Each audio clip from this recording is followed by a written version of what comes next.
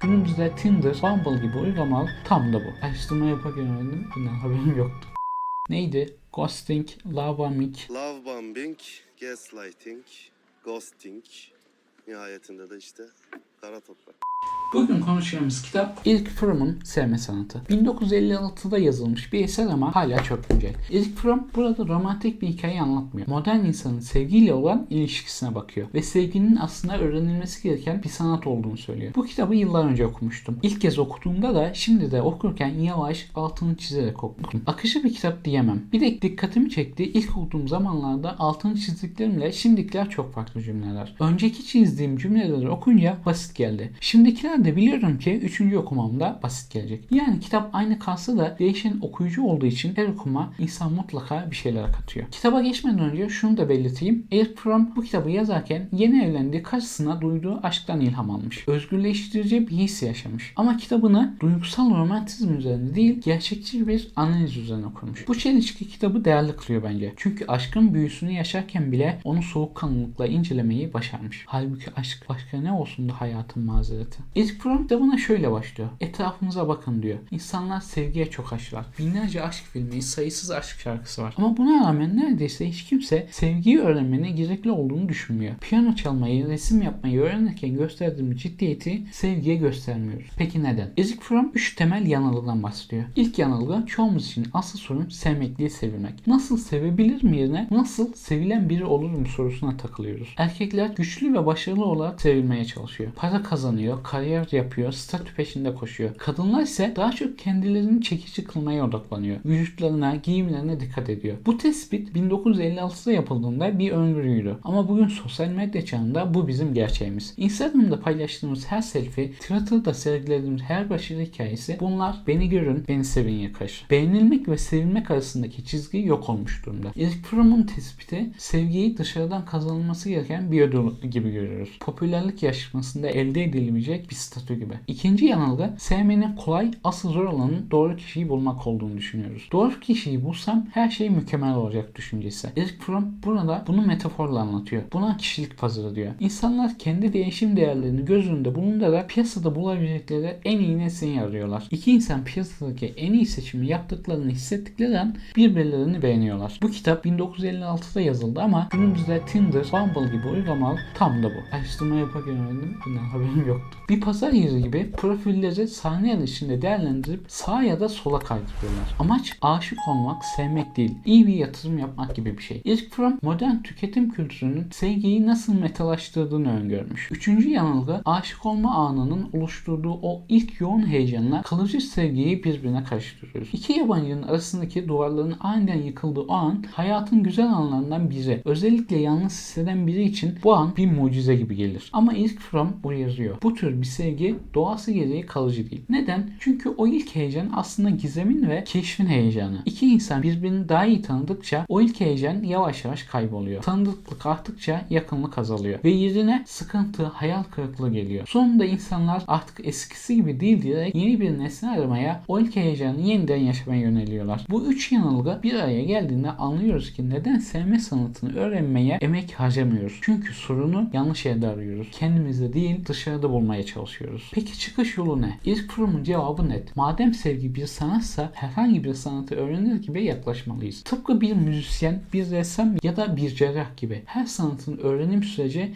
iki temel adımda oluşur. Teoride ustalaşmak yani o sanatın ne olduğunu anlamak ve pratikte ustalaşmak yani onu hayatımızın bir parçası haline getirmek. Ama Erich Fromm bir şey daha ekliyor. O sanatta ustalaşmayı dünyadaki her şeyden daha çok önemsemek. Düşünün başarı, para, itibar, güç için ne kadar enerji harcıyoruz. Neredeyse tüm zamanımızı bunların nasıl elde edeceğimizi öğrenmeye adıyoruz. Peki sevmeyi öğrenmeye ne kadar enerjimiz kalıyor? Bu soruyu kendinize sormak bile aslında çok şey anlatıyor. Erich Fromm sevgi teorisini açıklamak için insanın varoluşunun kökenine iniyor. Ona göre insanın temel varoluş sorunu şudur. Arzu olmak. İnsan doğadan kopmuş, aklıyla kendi varlığının yalnızlığının ve ölümün farkına varmış tek canlı. Bu acil olma bilinci huzursuzluklarımızın, utancımızın ve suçluluğumuzun kaynağı olan bir hapishane. Erich Fromm, Adem ile Havva hikayesini de bu gözle yorumluyor. Onların utancı yasak meyveyi yedikten sonra çıplak olmalarından kaynaklanmıyor.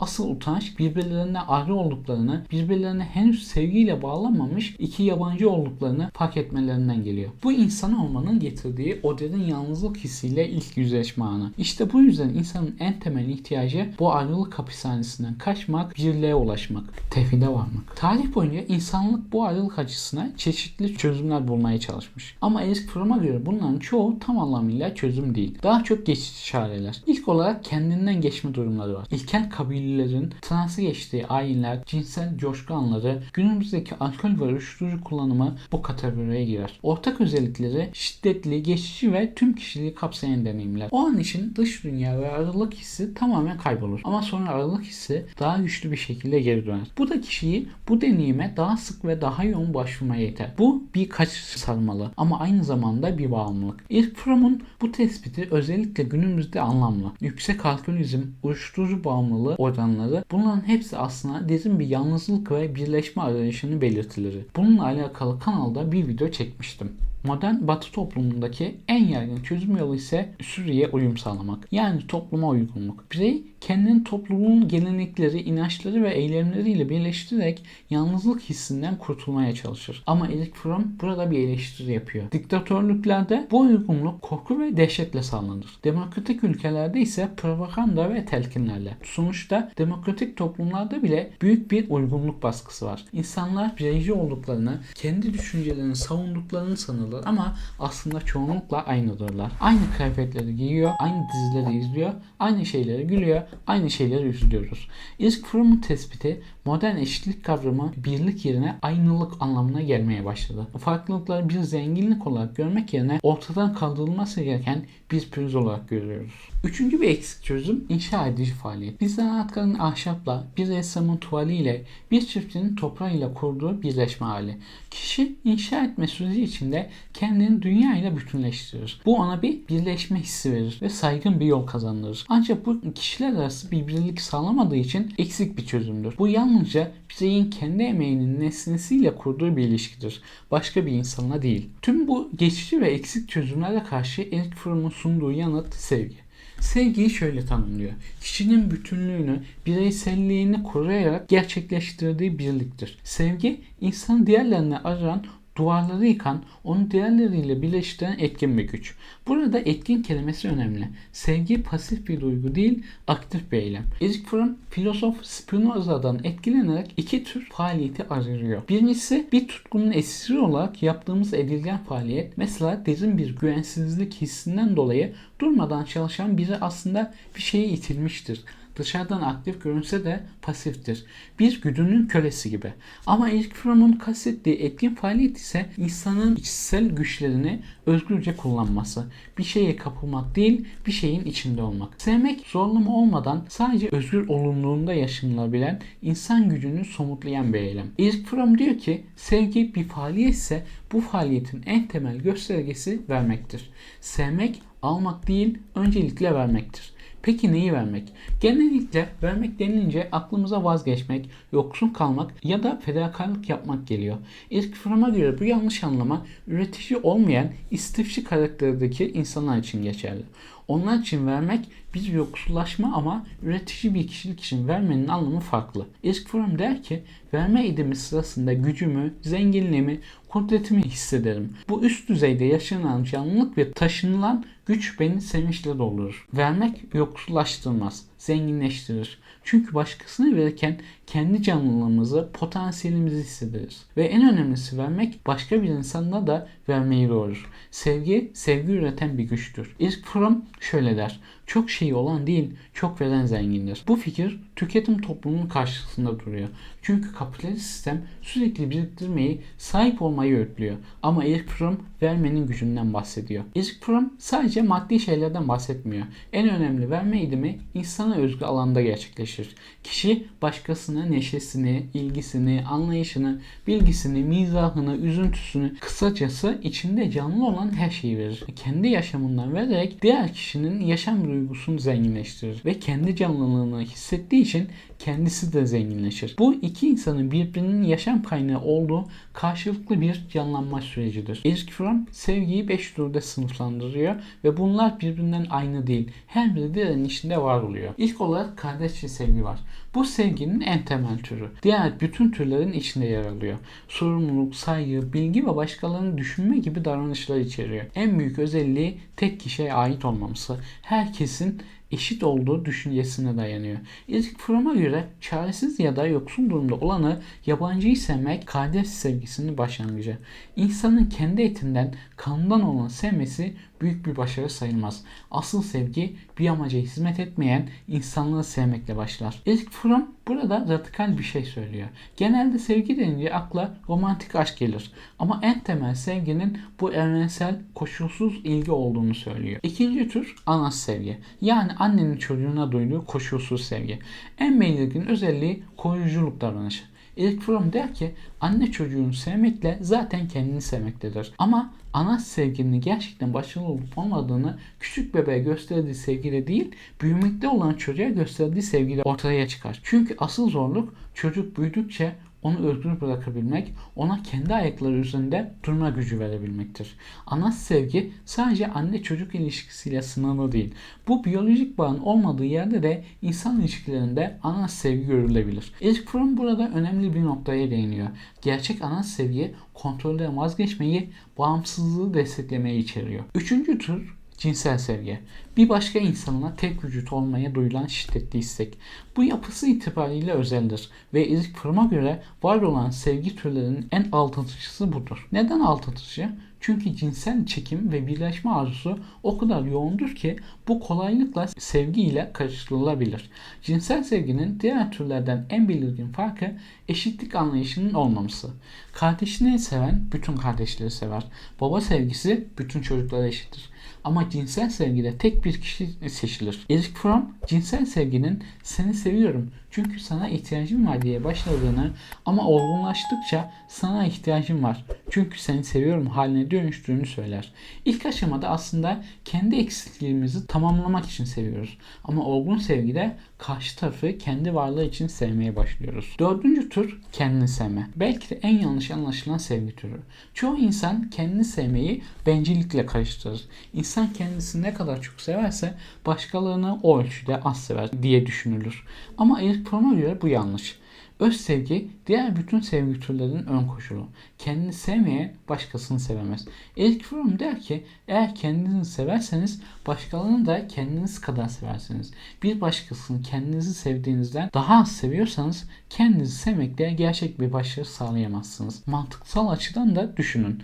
Başka insanı sevmesi gerekliyse kişinin de kendi bir insan olduğu için kendini sevmesi de gerekli. Modern psikolojinin öz şefkat gibi kavramlarla yaklaştığı bir konuya Erich Fromm 1956'da değinmiş. Beşinci tür Tanrı sevgisi. Erich Fromm Tanrı sevgisinin kişilerin Tanrı'nın varlığına ilişkin ulaştıkları olgunluk seviyesiyle şekillendiğini söylüyor. Anaerkil toplum yapısına sahip kültürlerde Tanrı daha çok şefkatli, koruyucu, koşulsuz seven bir anne figürü olarak görülür.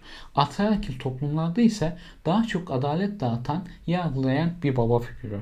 Ve Tanrı sevgisi yalnızlıktan kurtulma ve birliğe erme gereksiniminden doğar. Kitabın 3. bölümü Batı'nın toplumsal yapısının ve kapitalist düzenin sevginin gelişimine nasıl zarar verdiğini anlatıyor. Kapitalizmin topluma hakim olmayı başlamasıyla sevginin metalaştığını, insanların aynılaştığını ve sevgi türlerinin yok sayıldığını vurguluyor. İnsanlar İnsanlar artık biraz meta gibi pazarlanıyor ve bu pazarlık zihniyeti en mahrem ilişkilerimize bile sızıyor. İki kişi kendi satın alma güçlerine göre pazardaki en iyi nesneyi bulduklarına inandıkları gün aşık olurlar birbirlerine diyor. Erich Fromm kapitalizmin çağdaş insanı uysallaştırdığını ve yabancılaştırdığını söylüyor. Sistematik düzenlenmiş iş ve eğlence hayatı insanları düşünmekten alıkoyuyor. Çocuklar kendilerine verilen kitapları okuyor, televizyon kanallarındaki film ve dizileri izliyor. Geri kalan zaman rutin iş hayatı, araba gezmesi, televizyon, bilgisayar, internet. Tüm bunlar insanı bilincinden uzaklaştırıyor. Gerçek sevgiden uzaklaştırıyor. Erich Fromm'un bu eleştirisi bugün için daha geçerli. Çünkü 1956'da televizyon vardı ama bugün sosyal medya, akıllı telefonlar, sürekli bildirimler var. Kitabın son bölümü sevginin uygulamasına odaklanıyor. Ve Erich Fromm daha ön sözünde ilk cümlede bu kitabı okuyarak sevme sanata ilişkin hazır bilgiler edinmek isteyenler düş kırıklığına uğrayacaklardır diyor. Neden? Çünkü sevmek kişinin kendisi için ve tek başına edinebileceği bir deneyimdir. Hazır bir reçete yoktur. Ama Erich Fromm yine de bazı temel ilkelerden bahsediyor. Her sanatta olduğu gibi sevmede de disiplin şart diyor. Disiplin dışarıdan empoze edilen bir kural değil, kişinin kendi yaşamına getirdiği bir düzen. Sabahları belli bir saatte kalkmak, düzenli egzersiz yapmak, bunların hepsi aslında sevme kapasitemizi geliştirmeye hizmet ediyor. İkinci olarak yoğunlaşma, konsantrasyon gerektiriyor. Çağdaş yaşamın büyük sorunlarından biri dağınık dikkat. Aynı anda yemek yiyor, televizyon izliyor, telefonda konuşuyoruz. Erich Fromm der ki sevme sanatını öğrenmek istiyorsan yalnız kalmayı öğrenmelisin. Yalnızlıktan korkmamak, kendi başına olmayı sevebilmek gerekir. Üçüncü olarak sabır lazım.